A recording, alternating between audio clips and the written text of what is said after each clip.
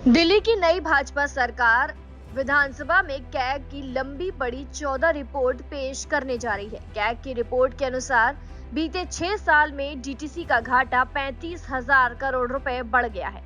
नियंत्रक एवं महालेखा परीक्षक यानी कि कैग ने कहा कि दिल्ली परिवहन निगम का घाटा 2015-16 में 25,300 करोड़ से बढ़कर 2021-22 में लगभग 60,750 करोड़ हो गया, क्योंकि बसों का बेड़ा घट रहा है। 45% बसें जरूरत से ज्यादा पुरानी हो चुकी हैं और अक्सर खराब हो जाती हैं, जिसके कारण बसों का उपयोग औसत से कम हो रहा था।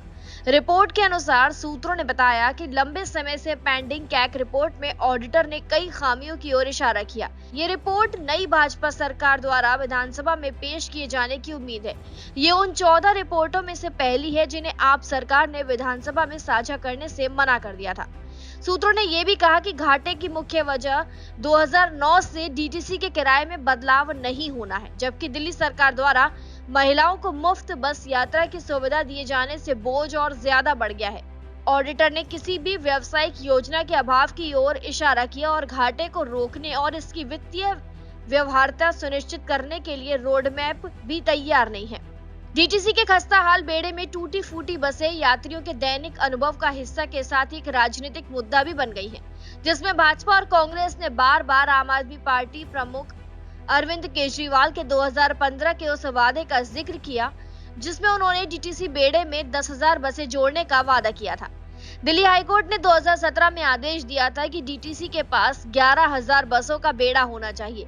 हालांकि 5 साल बाद दिल्ली कैबिनेट ने यह संख्या 5,500 तय की। बताया जाता है कि कैग की रिपोर्ट में यह कहा गया है कि मार्च 2022 के अंत में डीटीसी के पास 3,937 बसों का बेड़ा था, जिनमें से 1,770 ओवरएज हो चुकी हैं। लो फ्लोर बसें 10 साल से अधिक पुरानी थी और अगले महीने के अंत तक इन्हें चरणबद्ध तरीके से हटाया जाना था। हालांकि 2022 में 300 बसों को जोड़ने के अलावा 1740 बसों की कमी थी, लेकिन 233 करोड़ रुपए उपलब्ध होने के बावजूद खरीद नहीं की गई। दिल्ली सरकार ने फेम 1 योजना के तहत 49 करोड़ रुपए की अन्य केंद्रीय सहायता का लाभ नहीं लिया, जिसके लिए कैग ने अनिर्णय और विनिर्देशों पर स्पष्टता की कमी को इसका कारण बताया। फेम 2 के तहत 300 इलेक्ट्रिक बसों को अंतिम रूप देने में देरी के कारण कॉन्ट्रैक्ट की अवधि 12 साल से घटाकर 10 वर्ष कर दी गई।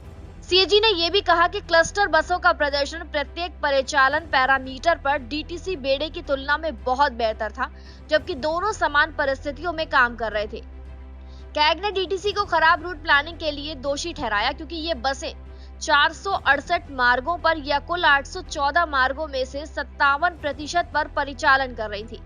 सूत्रों का कहना है कि निगम अपने द्वारा संचालित किसी भी मार्ग पर अपनी परिचालन लागत वसूलने में असमर्थ रहा। परिणाम स्वरूप 2015 से लेकर 2022 के दौरान परिचालन पर उसे 14,199 करोड़ रुपए का घाटा हुआ है। घाटा बढ़ने के बावजूद दिल्ली सरकार ने 2015 से 2022 के बीच 13,381 करोड़ रुपए का राजस्व अनुदान किया, जिसमें 818 करोड़ रुपए का घाटा हुआ है। इसके अलावा डीटीसी ने दिल्ली परिवहन विभाग के साथ भौतिक और वित्तीय लक्ष्य निर्धारित करने वाली संबंधी करार पर भी हस्ताक्षर नहीं किए हैं।